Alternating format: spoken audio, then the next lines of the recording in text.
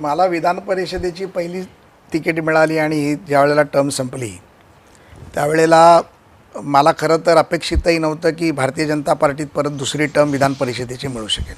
त्यामुळे विधानसभा लढायच्या मी तयारीत होतो. त्यावेळेला साहेबांनी सांगितलं की नाही, परत 24ची निवडणूक आहे, आपल्याला विधान परिषदेत तुला जावं लागेल.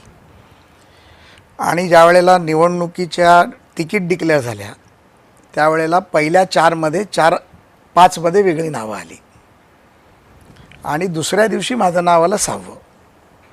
आणि मग मी गणित ज्या वेळेला केलं, कारण विधान परिषदेच्या निवडणुका या विद्यापीठाच्या निवडणुका जवळजवळ सारख्या असतात. आम्ही विद्यापीठाच्या अनेक निवडणुका लढलो. बरोबर.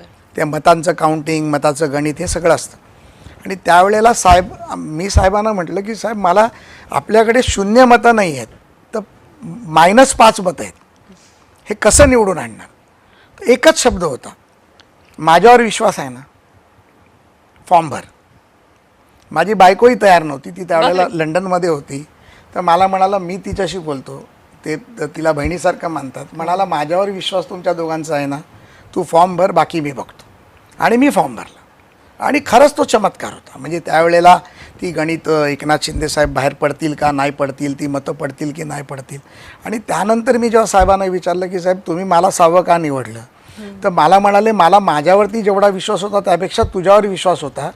हा 6वा म्हणून तूच ताकदीने लढू शकतो, दुसरा कोण लढू शकणार नाही. बरोबर. म्हणजे हा त्यांनी माझा बहुमान केला आणि त्यांनी मला निवडून आणलं.